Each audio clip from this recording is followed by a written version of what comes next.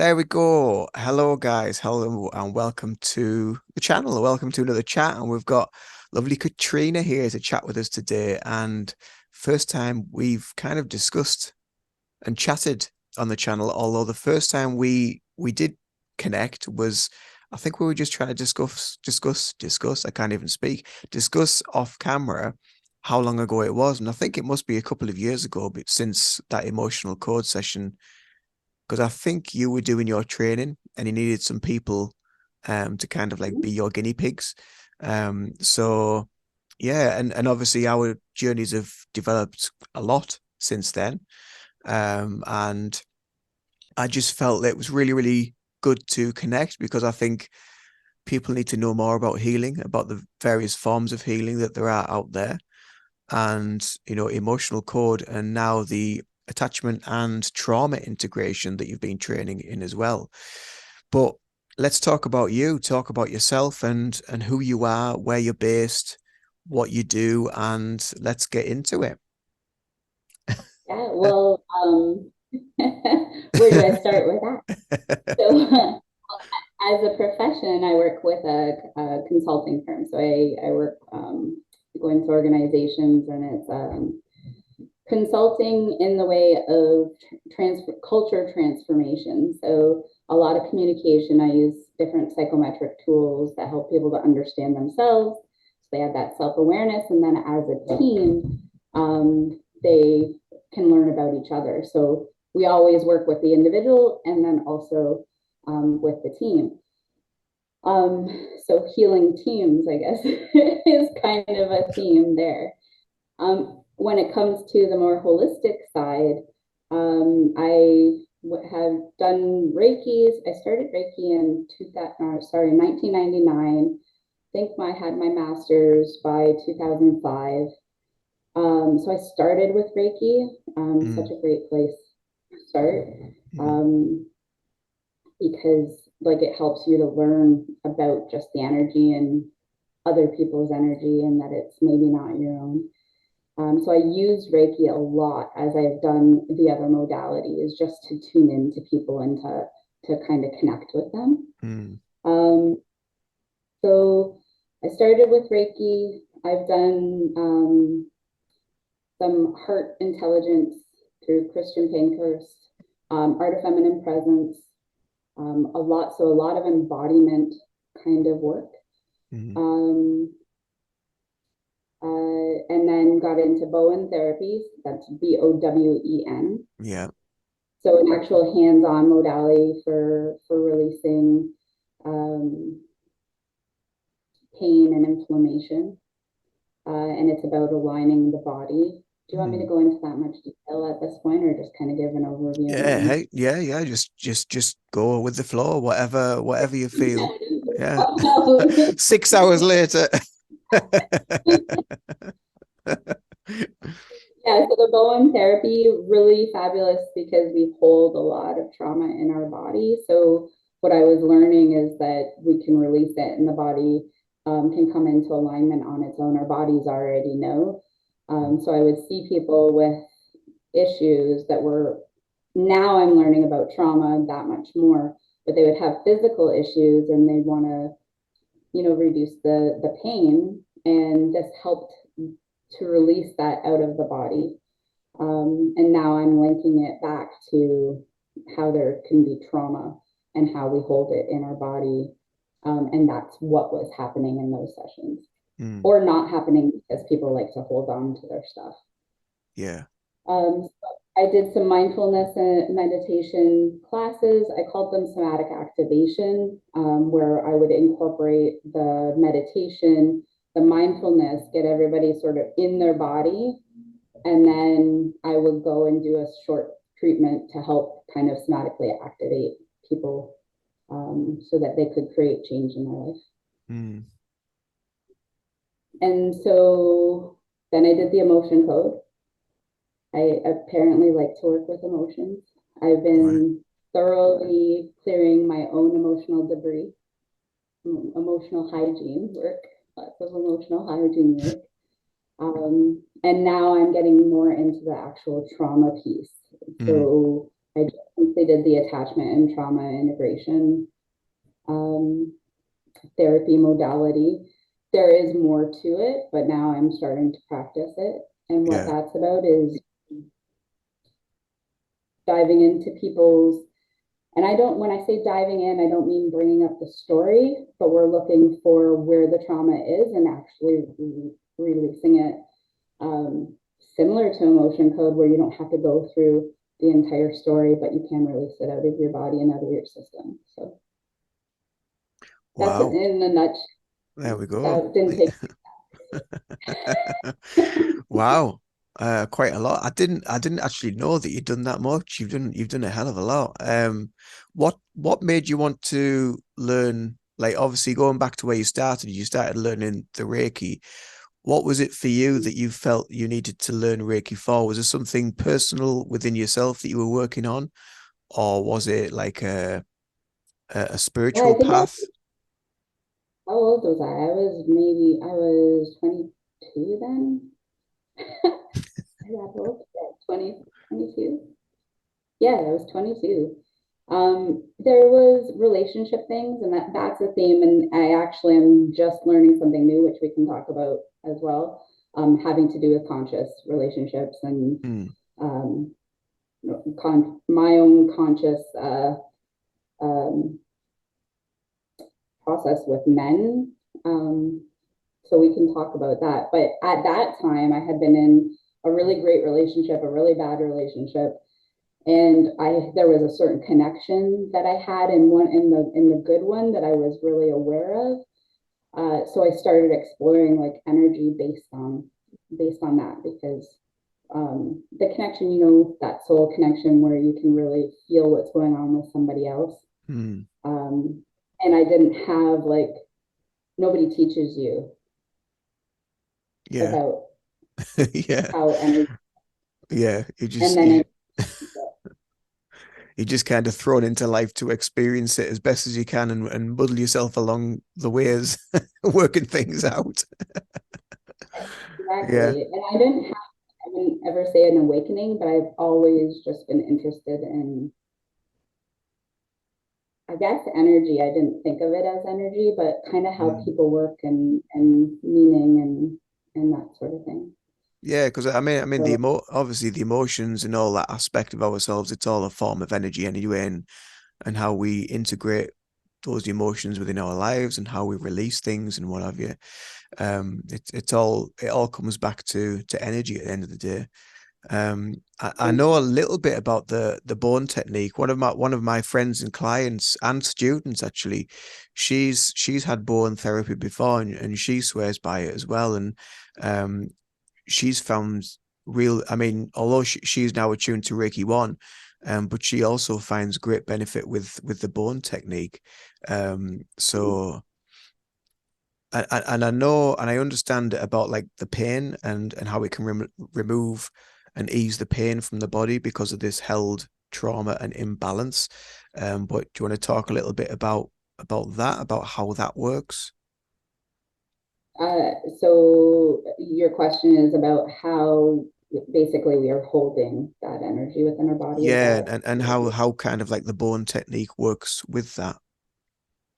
Yeah, well, I mean, so the way I look at it and the way I kind of explain it to clients is about how when something happens, there's a trauma, whether it's a big trauma or even a small trauma, sometimes we don't then actually fully process whatever emotion comes up. Something happens, somebody tells us maybe not to cry, or we just get interrupted in the midst of our processing of an emotion. And so when that happens, we end up having some cellular, we hold it cellularly because we didn't get to fully respond. Mm. For example, let's look at a dog or, well, let's talk about cats since they keep walking by. Anyway, so they say run into the wall, they get up and then they shake it off. They actually process it through shaking off running Mm. into the wall. And that allows them to continue on and not be hurt. Where with it's the same thing with emotions when we aren't fully able to react in the way that we need to, or if we get really angry but we're not able to, you know, somehow act it out and we're Mm. stopped short, then it gets stuck in our cellular memory. Yeah, That right. makes sense. Yeah, yeah, absolutely. Yeah, because sometimes It when makes you sense. when you get angry, you just want to beat your chest, you just want to scream, you just want to shout, you just want to let it out, don't you? But you can't always do that. Yeah, we're so right. Our brainstem, our natural responses are, and I use my hand as an example of the brain. But our brainstem, if say like my wrist is our brainstem, we have those automatic responses. You know, the fight, flight, freeze response. Mm. So we go there automatically. That's our first reaction. And then when we're not able to fully produce those things, that's when we're holding them on that basic level. Yeah, right. And then the body stores it somewhere within itself to just kind of file it away and think, oh, you don't need to worry about that at the minute. We'll deal with that another day. And you never do. You just kind of like leave it. And then the next step of that is you have your amygdala, which is your emotional processes, and it holds your emotional memory. So Mm. you have your natural automatic responses, and then you have your emotional response and your emotional memory. Mm. And when we get triggered and or we're not able to fully process in those two areas, then we're not able to access the prefrontal cortex. So the prefrontal cortex is that part of your brain that is reasonable and is able to process and know whether or not you're actually safe. The Yeah. other two are so primal that when we can't access that reasoning ability, then we're not able to complete the response and fully process the information. Ah, right. Ooh. So we talk about it, you like flip your lid, like you can't access that Yeah, prefrontal yeah, cortex. yeah, yeah, And that happens later on down the line when you haven't processed the information. You get stuck in fight or flight. You get stuck in your emotional centers, and you're not accessing that part of your brain that yeah. is reasonable. And I suppose that would, if it's been left for a long time, that would create trauma. That is, yeah. Yeah. Well, And that's, the trauma is there, but then you just keep on like re-traumatizing your trauma yeah, like because building onto it. Yeah, you can add on to it, and you keep on. It's a perpetual cycle when you don't process it. You yeah. just keep on recreating the same issue. Right. Okay. That's deep. That's really deep, but good. Really good information. Um, so moving on to where you were learning about the emotional code and you studied the emotional code, and obviously I was one of your little guinea pigs that decided because I heard about it off Genevieve Garcia, who in Canada, she'd had the emotional code and then I had it. But we both had kind of like totally different, I think, responses to it. She was a lot more kind of maybe in tune with the emotional aspect. For me, it just kind of like it was a process, and it was some weeks later that I started to realize how things had like changed slightly or differed in the way I acted, the way I behaved, the way I felt with certain situations. So it took me some time for it to, I suppose, integrate and for me to be aware of it. Um, but what's the process for you with regards to emotional code? Let's go through the whole kit and caboodle of starting off from the beginning and working with the client, because obviously you're working with the heart wall, you're working with these repressed feelings and emotions through the many. Well, I mean, how many years did you go back with me? It was about 20 years, I think, on mine. Or 20, was it 20 generations or something like that you went back with me? Yeah, and that there's that possibility to do the intergenerational work Mm. as well because we carry it with us. We carry those patterns. So from the beginning, it's usually we start with where you're at and what you're looking to um, process. So Mm. what's up with you at the moment, what's popping up. I think I do that with all of the work that I do because it's at the surface, right? So I go with what's at the surface rather than trying to go digging deep into something that isn't necessarily even ready to be processed. Mm, So when you know it's like at the top of your mind, you know that it's something that's ready to be processed. Either it's an emotion, maybe it's a situation, maybe it's just a general overall feeling, like say depression or anger, or whatever you can tune into. And then through that, basically we use muscle testing. I usually muscle test on myself because I do them over Zoom. mm, And I've learned that I'm more effective that way instead of trying to muscle test on somebody else. So I'm going to tune into you from far away. And I use a muscle testing technique that is using my fingers. I won't go deeper into that, but and basically I go through a list of emotions and we tune into what emotion is most prevalent and ready to move out of your system. mm, Once we figure out what that emotion is, we then clear it. They use magnets. People who have done some energy work don't necessarily need to use the magnets because you're familiar with feeling the energy and using the energy. People who haven't done energy work use the magnets because I think there's a different kind of understanding of what that is. They're not mm. necessarily um, aware of that we are all magnetic fields. Yeah. So we do use the meridian, the longest meridian in the body that goes from your forehead all the way down to the base of your spine to clear the emotions. Um, so this meridian, then everything, all of your systems, all of your meridians flow into that main central meridian. And when we clear the emotion, it's like it brings all of the different emotions that are like and have a similar energy and allows them to clear out through that. So it's Right. actually a time distance. When I'm with somebody, I'll actually physically run my hand over the top of their head and down their spine if we're sitting in the right position. When we're over Zoom, I do it on myself. And again, because I'm tuned into you, I'm acting like a surrogate for you, Yeah. and we clear that way. So Um, when you're connecting to the other person, what does that feel like for you from where you were? So it's like if it's, I mean, I suppose it's for me, it's the same like when you're doing distance Reiki, I suppose, on some level. But for you, do you feel that direct connection to their energy when you're doing it? Is there anything that comes up visually, or what do you feel internally when you connect to that, if right. anything? I'm not necessarily visual. I'm definitely more a feeler. I think that's how I tune into people.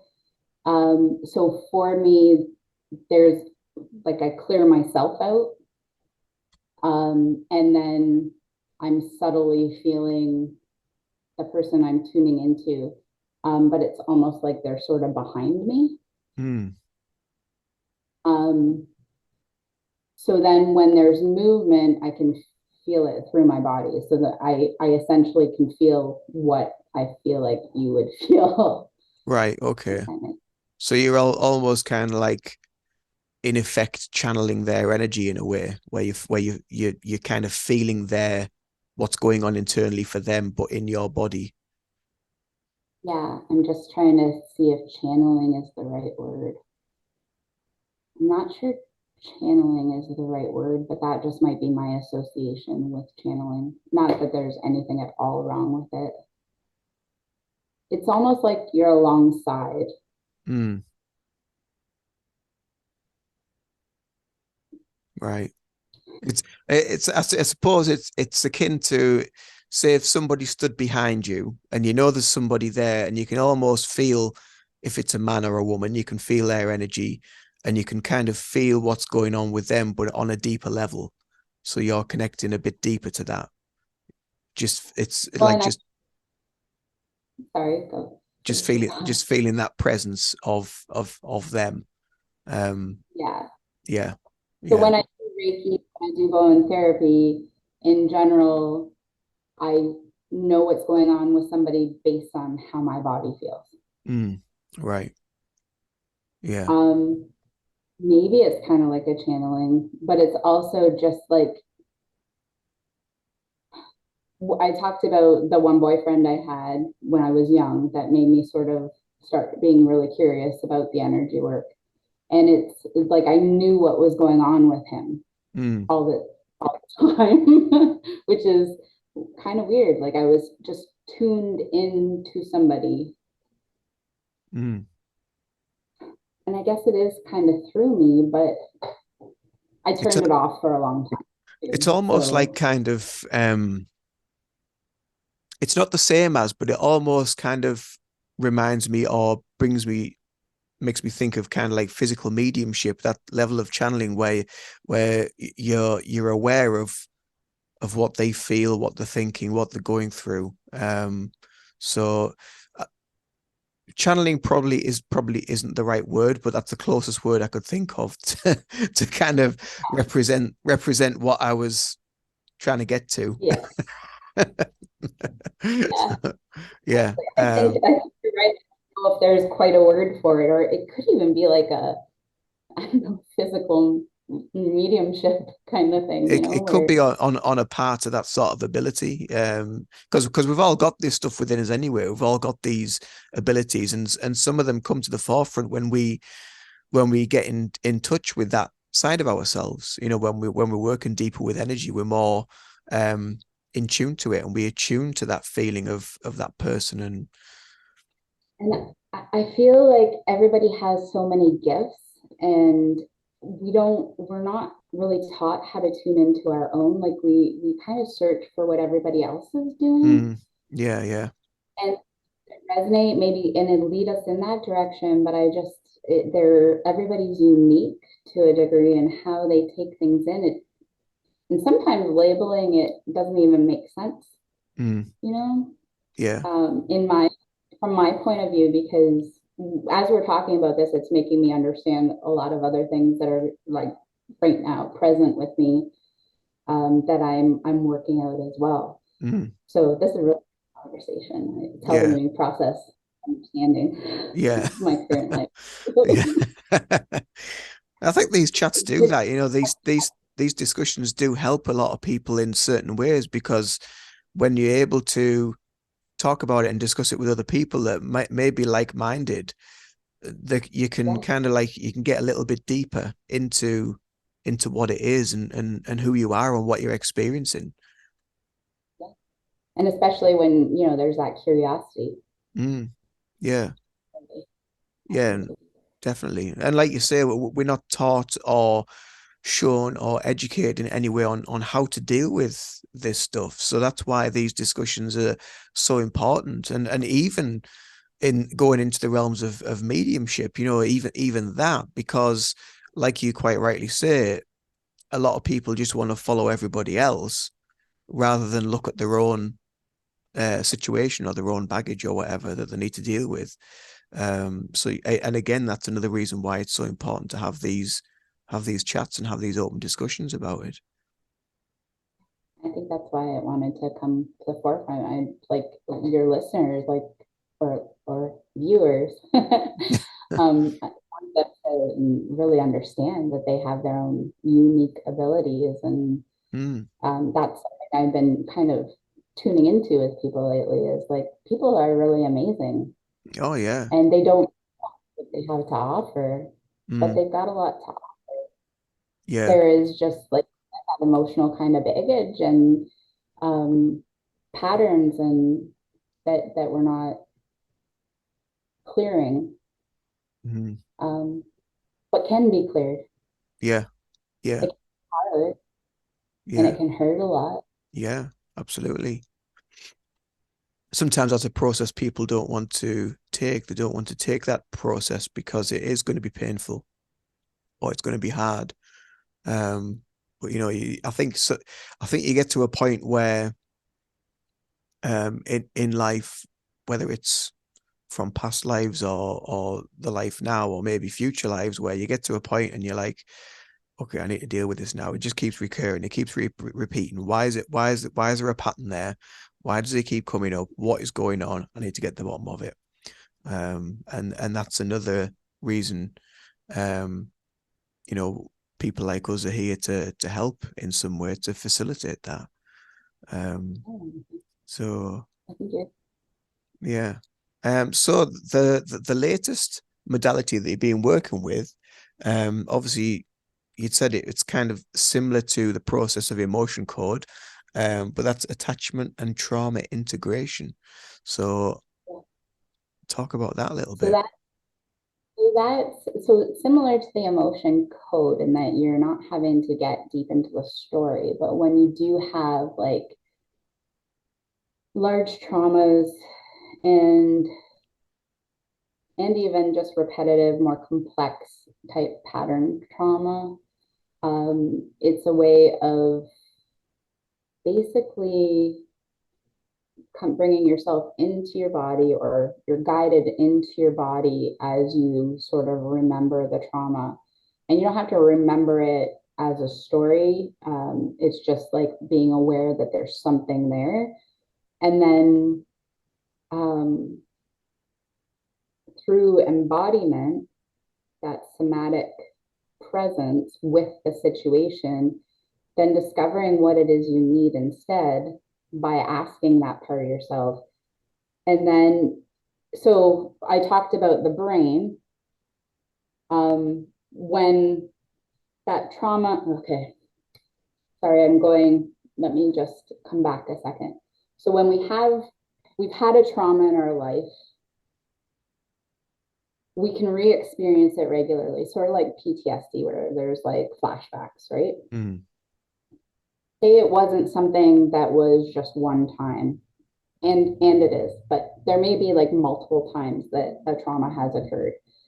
So now when you experience a certain situation, it could be a smell, it could be um, walking into a store, say if there's sort of a bit of a social anxiety or something like that.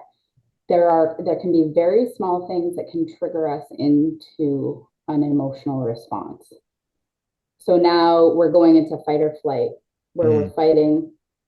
Happens a lot in relationships too, right? mm, We so fights that people have, and this is part of what I'm discovering right now. These fights that people have, they're like just triggering each other's trauma, and there's not necessarily healing and resolution of the problem because it's just trigger, trigger, trigger. mm, Because they've said something that was said to them in the past that brings up a specific emotion. Maybe their amygdala gets triggered and they're remembering, so they respond in a fight or flight way because that's what they know. So through this protocol of the attachment and trauma integration, you're taking them into their bodies so that they can see their emotions, they can see that they're in that response, and then helping them access their prefrontal cortex where they can actually understand that they're now safe and that situation is not happening to them anymore. right. Okay. So they then talk to the part, they find out what that part of them needs, Mm, can they give it to them? And we use visualization. You can use, there's some different arts-based type therapies that we can use to process it. And then telling that part of yourself that now you're an adult, now you have control over things, now you things are different, you're safe, that situation isn't still present, you survived. Sometimes mm, it's a matter of telling that part of yourself that you're still alive, yeah. that you didn't die, depending on what the trauma was. Yeah. Mm, and and then moving on, yeah. releasing it and moving on. And how would that kind of, because sometimes physically we usually tend to feel things later on because it's because the energy and the emotion is obviously different to the dense physical body.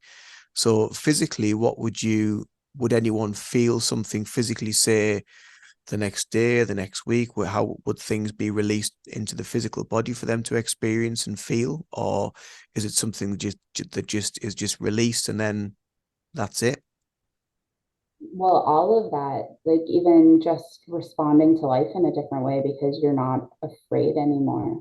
Mm, So similar to the emotion code and maybe what you were talking about, where you noticed a couple of weeks later that you just were responding differently. mm. Do you remember what your question was? No. Never mind. Never mind. It's no, that Yeah. I was asking about how the physical, how you would Oh, experience right. it physically. Because I know sometimes if when you do release things, and you go through some healing work, like maybe a few days later, you might just feel absolutely like ugh, just absolutely exhausted. You might feel whacked out.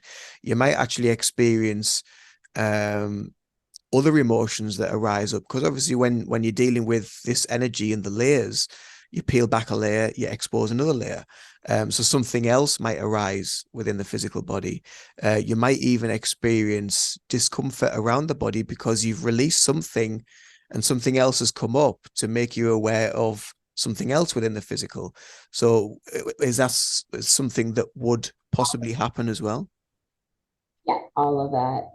For me, in my experience, when I released, so as I was going through the training, I'm doing my own processing. And I had sort of my shoulder, it felt like my shoulder.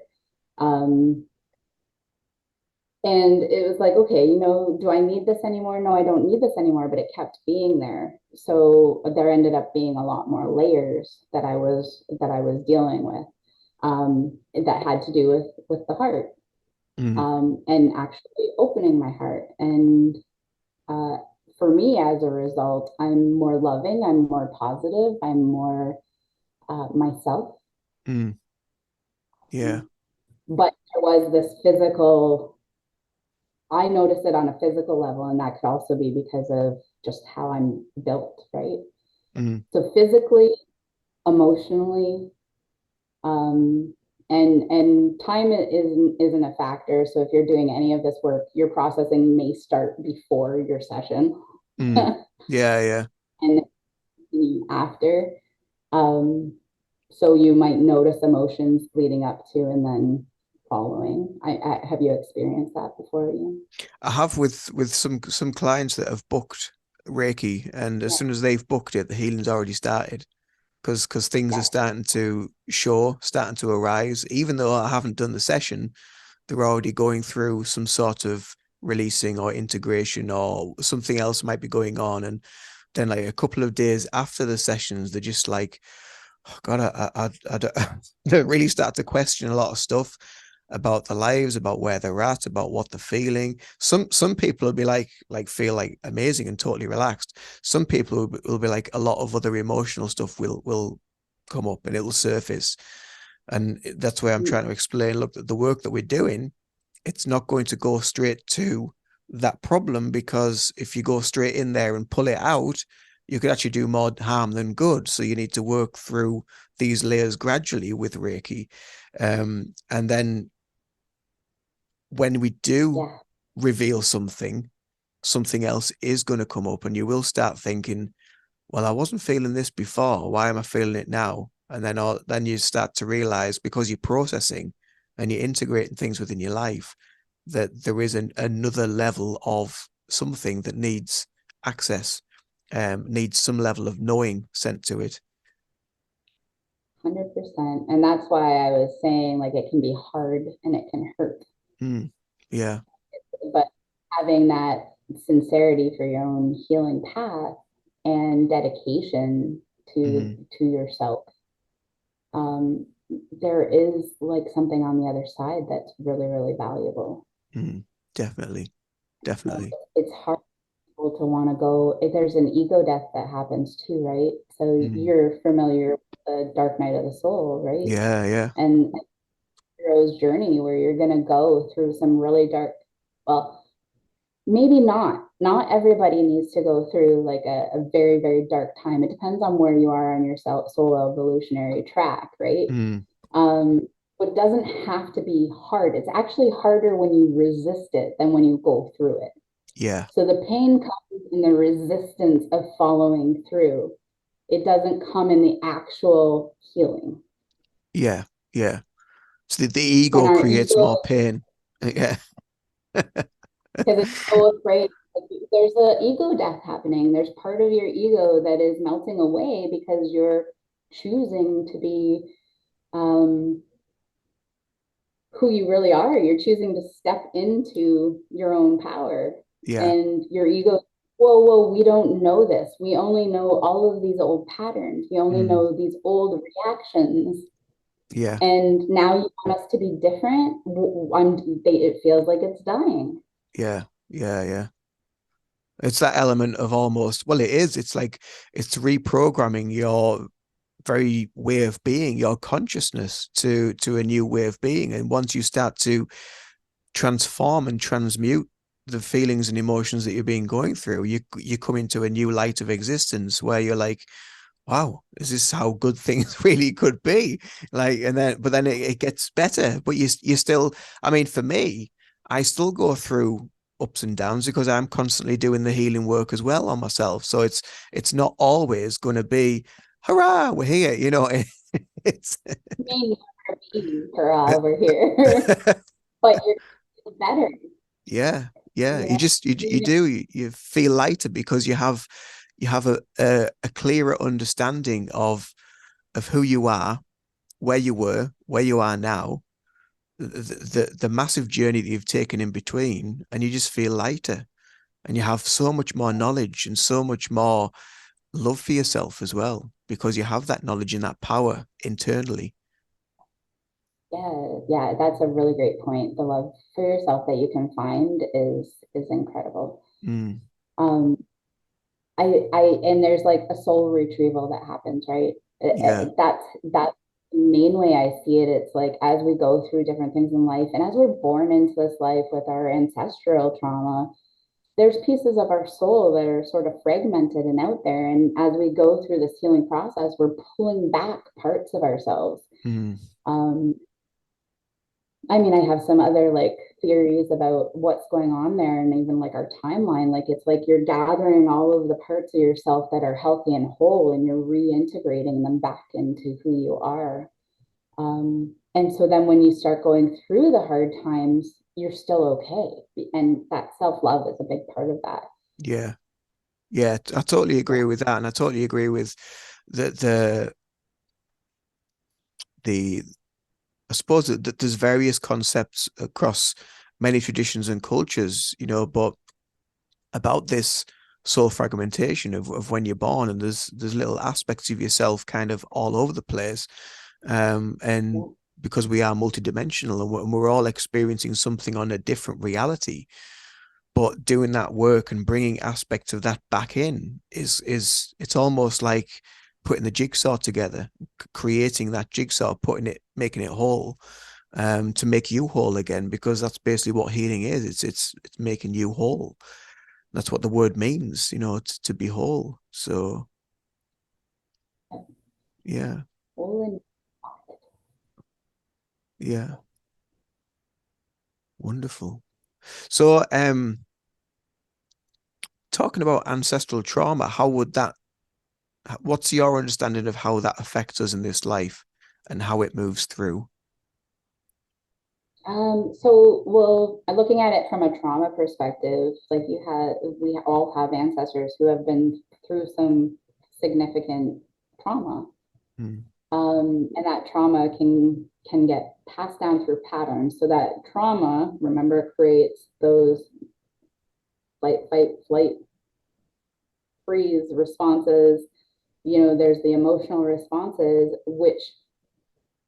um, which indicates our behavior. So we have these behaviors that happen. So our ancestors started this behavior and it sort of gets passed down generation to generation. mm, So that's on like a practical level, right? Just in looking at behavior and how we treat each other. And so that's why you see multi-generational um, um, abuse that just gets handed down generation to Mm. generation. It's because a trauma occurred in the first place. Yeah. And so then we have an opportunity, especially as we become aware of it, we have that opportunity to clear it. Not only are we clearing it for ourselves in the present, we're clearing it for our ancestors in the past. Yeah. We're clearing it for our ancestors in the present, and we're clearing it For for the future. our future. Yeah. Yeah.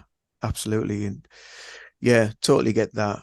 That was something. There was a video I was going to make about actually ancestral trauma, and how it works. And when you brought it up, I thought let's just touch on that a little bit because I think in the time that we're at the minute, I think um, the healing and the healers of the world are kind of like the most important people right now, because we are bringing back ourselves to our true self. We are bringing back these fragments of our soul, and that just in that process of doing that alone is helping pave for a brighter future of positivity, of growth, of truth, of love, which the time that we're going through with so many people going through awakenings and spiritual awakenings, it's a really, really powerful moment for so many people.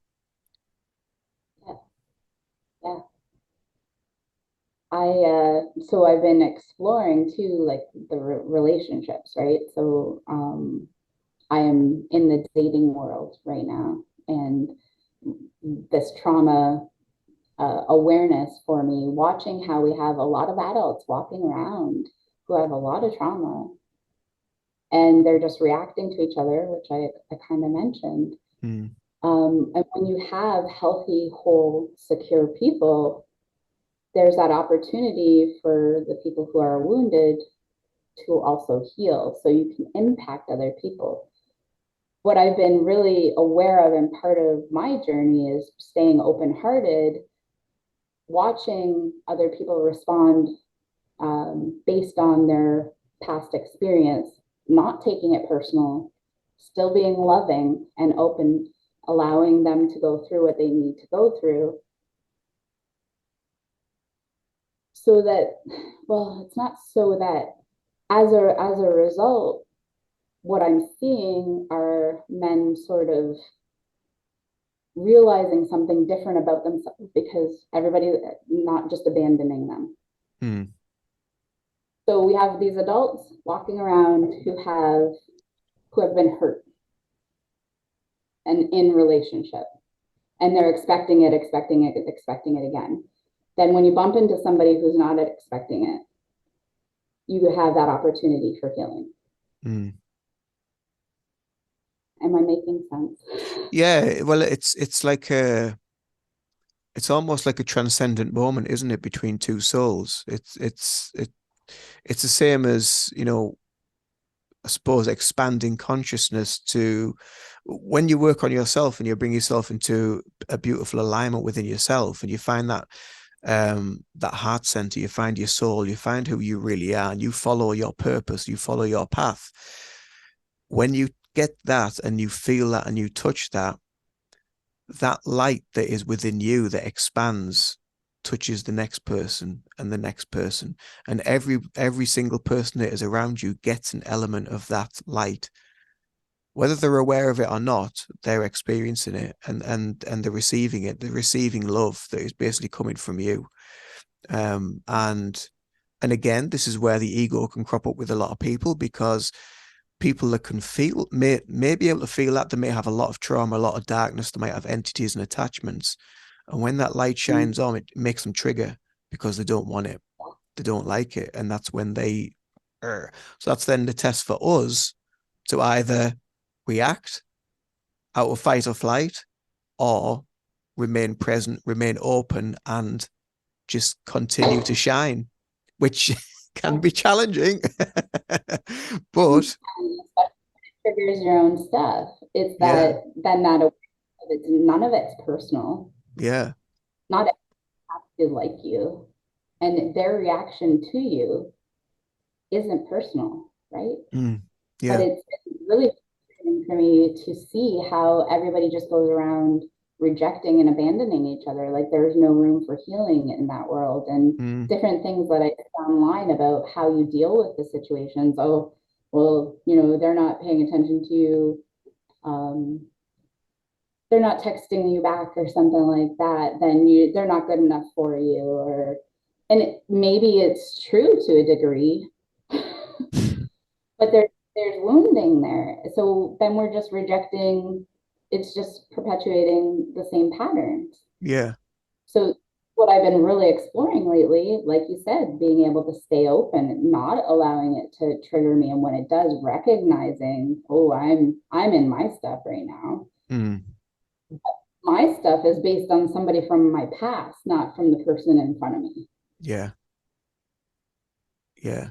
And I think as we continue to heal, as as all the other people around the world do as well on their healing journeys, um, it's almost like, people talk about these different dimensions of consciousness, but it's almost like um that dimension of consciousness is already here within us, and we're experiencing that level of consciousness, whereas those that are wanting to react and trigger because of all the attachments and the traumas and the entities and the dark stuff that they have around them, um, is because they're on a totally different dimensional frequency to us, and they know it. But we're in this reality, it's almost, I mean, I almost feel like I'm not, it sounds weird, but it almost feels like I'm not with those people anymore. And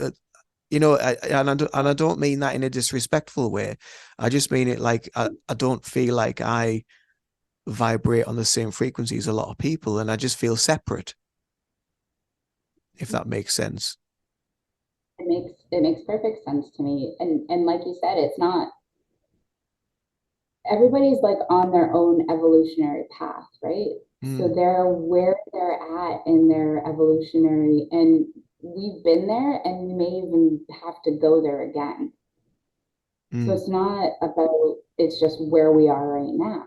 mm, yeah, So there's lessons that they're learning through this. It's like that soul strength, right? Like building your soul to a level where you can deal with maybe attachments and entities and those sorts of things. So they're going through a process that's really deep for them yeah, to try and come out on the other side. yeah, definitely, definitely. That's not what we're necessarily here to have to process. Mm, We're here to, because there always has to be balance. yeah, yeah, yeah, yeah. There always has to be that balance, because not everybody is here to experience that. They're not everybody is here to experience a healing journey and to look at everything that they've got going on within their lives. They might have a lot more stuff that they have to deal with before it gets to a point where, okay, now it's go time. Yeah, Yeah. yeah. And it's the most amazing thing.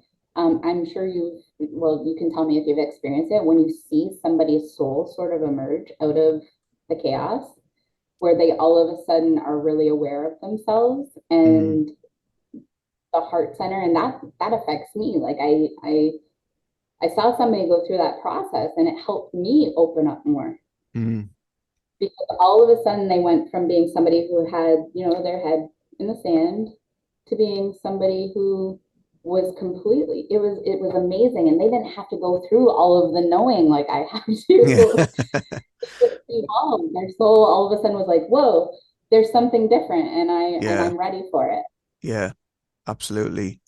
It's it it's a Soul beau retrieval. it's a beautiful feeling when you see that, and you see the work that they've put in and the work that you've helped them with, and how they do just shine. That there's a whole a new level of them. That soul that is there. It's a totally different soul. It's let go and released so much heaviness and darkness, and they're just there, and they're so thankful and grateful for what they've done. And but it's their healing journey. They've done it. They're the ones that have said, right, I'm ready for this. I'm going to do that. It's not me that's done anything. I've just Oh, facilitated that and helped them along the way. They've done the work. And that's the I think that's the important thing as well, is to make them aware. It wasn't me. I didn't force you to have this. You decided to take this journey, and look where you are now. oh yeah, honey, they were sincere in their work, and I don't know, and I also feel like there's a soul level that it's like, okay, time to step up. There's both, right? Mm, mm, yeah. Yeah, I also want to kind of reiterate that it's the resistance that makes it harder. Mm, yeah. Yeah, the sitting back and the holding back, and they're just like, oh, it'll pass or whatever. And then 6 months down the line, it's just like, there it is again. Exactly. Yeah, yeah. So yeah, that resistance, and you know what it feels like. You just know what it feels like, but you want to not recognize it. Mm. I know for me, when I just am like, okay, it's time again, then I go through the process that much faster. It's like a surrender. That's what they're talking about when they say surrender, Surrender. right? Yeah, yeah, yeah, Allow the process to work through. You're not actually going to die. yeah, That's yeah, yeah. what I tell myself. Oh, that's amazing. But That's amazing. Um, so do you have a website for your energy work, for what you do? I don't at the moment. I do Right, have an email. right. Um, so I go by Katrina Hart, Hart. My email is Katrina at loveyoutobeYou.com. So it's all spelled out. LoveyoutobeYou.com. I'll I'll put it in the descriptions box. It'll be easier. You can find me. I am working on putting up a website now that I'm a lot more clear about what I'm offering. Yeah. Because I've just been around trying to pull together what works for me and what makes the most sense, and also what I've integrated. So if I'm Mm. going to teach or coach, I want to make sure that I've integrated and am sincere in my own work. So Yeah. Yeah, um, absolutely. and I'm like I need to put something out there. So Yeah. I'm Awesome. Well, doing I'll another podcast around conscious relationships. So I'm mm. like, okay, get on this right. So You're getting busy. Yeah. see, this Uh, is that happens when you start to get, let yourself come back. yeah. The Yeah, definitely. you're meant opening up. It just goes. Yeah. Well, I'll link your email below in the descriptions box. So if anyone wants to get in touch from this video and are interested, want to know more, they can get in touch with you via there. But until then, we'll knock this video on the head here. And it's been amazing chatting to you again, Katrina. It really has been lovely to see you. I can't believe it's been so long since since we last did something. But yeah, let's do something again. If we want to chat again, we can bring, if we got any more subjects you can think of you want to talk about, something that Or you dive just deeper. dive a little bit deeper. Yeah, absolutely. Yeah. Feel free, just drop me I a love message. relationship stuff. I like as I'm exploring that and understanding my own self around that more. That's Yeah. I think that's really really needed. So I Yeah. really appreciate the opportunity to talk to you too. It's really helped me get clear on a lot of things, and Awesome. I love Awesome. Good. Okie dokie, Katrina. Well, you take care of yourself. you. Take care of you Bye for now. too. Bye.